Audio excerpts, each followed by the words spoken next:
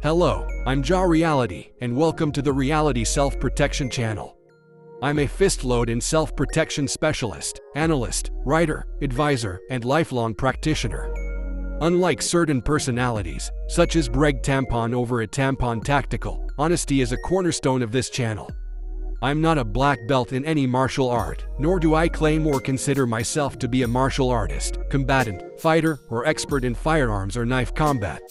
I also don't present myself as an avid outdoorsman, bushcraft enthusiast, wilderness survivalist, or a specialist in so-called Brayman theories.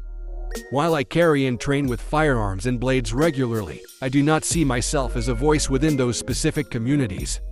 I don't love or even particularly like guns. I own them solely for self-protection.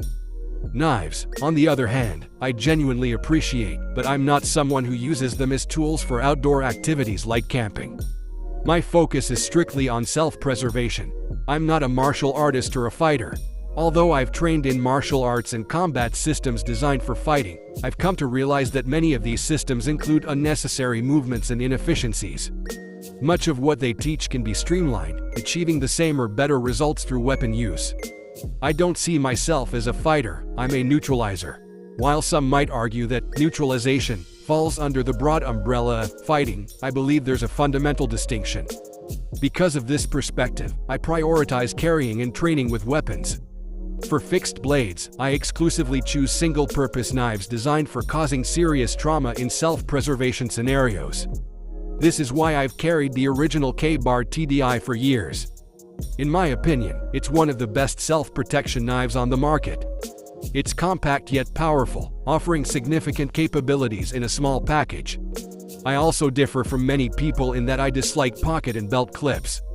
Since I have a concealed weapons license, I usually either neck carry fixed blades or carry them free-floating in their sheaths down in my pockets.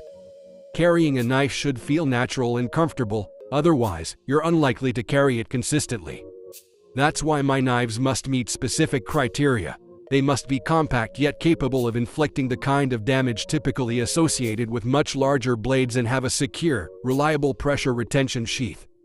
The original Tdi meets every single one of my requirements perfectly.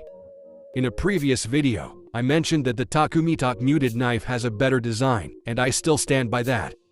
However, the Tdi remains my go-to choice. Once you find a tool that checks all your boxes, it's hard to replace. That said, the muted has replaced my cold steel mini leatherneck double edge, but nothing so far has surpassed the OG 1480 Tdi knife. I won't dive into the specifications of the 1480 Tdi knife, as it's been thoroughly covered in countless YouTube videos. However, just to be a little petty, I will note that it's manufactured in Taiwan.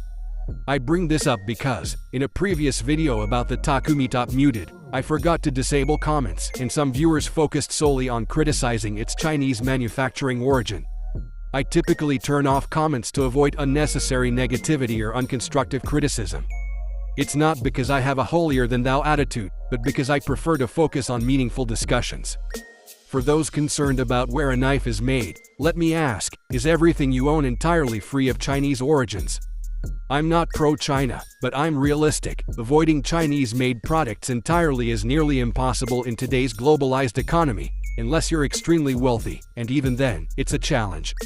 So unless you are 100% sure that you don't own something that was manufactured in China or some other country you don't align with, please refrain from leaving hypocritical comments.